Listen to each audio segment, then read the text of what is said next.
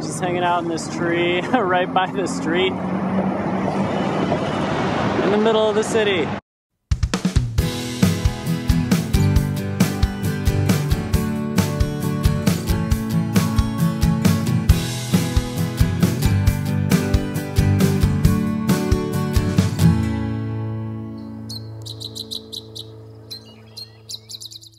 Today, I'm in Baltimore, Maryland to present some gar research at the National American Fisheries Society meeting. It's my first time in the state known for crabs, orioles, and ravens, and in between presentations, I decided to walk around the city to see what types of birds might live there. Hey everybody, Derek here from Badgerland Birding. I'm actually at the 151st annual meeting of the American Fisheries Society Conference in Baltimore, Maryland, and so I was presenting on some of the gar research I've been doing in our lab. But I'm here in Baltimore, and so beautiful view outside the window here. But I'm going to go out and just kind of explore the city and see what kind of birds we can find. We're right by the Oriole Stadium, so it's very much city birding, but that could always be fun too. So let's see what we get. Statistically, Baltimore is one of the most dangerous cities in the United States in regards to violent crime, so I made sure to be careful while on my walk. My first stop was to check out the nearby Oriole Stadium. This is Oriole Park at Camden Yards. You can see the Baltimore Orioles sign behind me, and this is actually the stadium right here. And there's a lot of Oriole themed stuff in Baltimore. I was actually at a Starbucks and they had like an Oriole painting, so I think it's really cool that they've embraced that bird for Maryland and, you know, Baltimore. So here's some of the art on the stadium doors. Pretty cool. And then some really nice fall color going on too. Down the road I got a glimpse of my first Baltimore bird, a common, non-native species often found in urban environments. Alright, I got our first birds, a pair of house sparrows. Big surprise. House sparrows were introduced to North America in the 1850s and can now be found all over the continental United States. As I continued walking, it was clear that the city was filled with common urban birds, as I saw more species from the streets.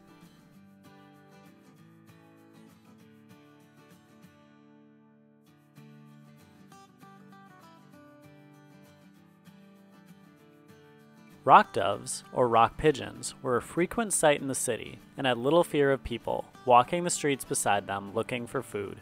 I repeatedly saw the same cast of characters until I came to a small green space on the side of the road.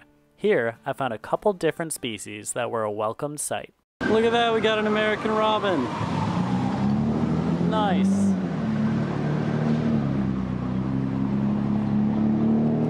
Just hanging out in this tree right by the street in the middle of the city.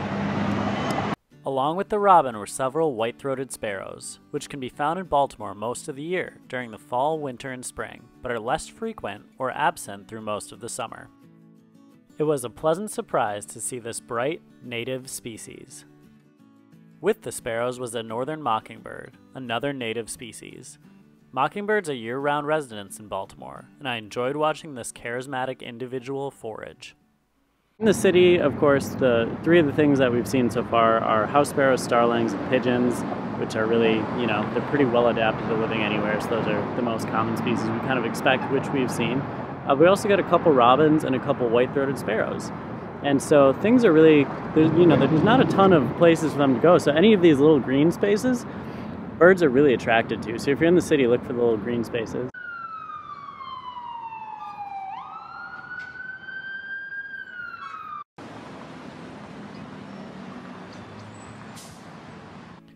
Near the green space, I also saw several house sparrows dust bathing, an interesting behavior where birds will roll around in the dirt.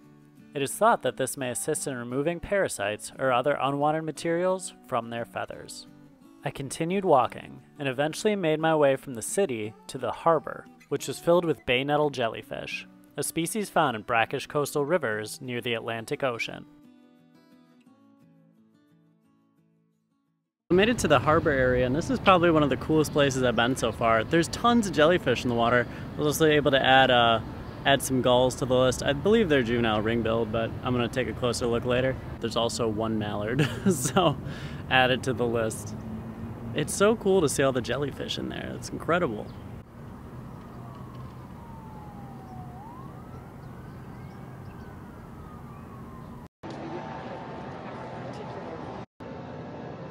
My eyes were drawn to a ship in the harbor, the USS Constellation, which was the last sail-only warship designed and built by the U.S. Navy in 1854. The ship is now a museum in Baltimore and is a National Historic Landmark. On the mast of the ship were some stowaways. Starlings all hanging out up on the different sections. They're pirates now. I feel like we surveyed a nice little section of Baltimore, from kind of the inner city to the harbor area. Saw some cool species. Never really know what you're gonna get urban birding, but I'm glad we saw those white-throated sparrows, the robins, the mockingbird, and even some mallards out here. Although Baltimore can be a dangerous place, I enjoyed my time exploring the city and the beautiful harbor. It's always nice to get out and explore the local wildlife and learn about a city's history and culture. Thanks for watching. We'll see you next time on Badgerland Birding.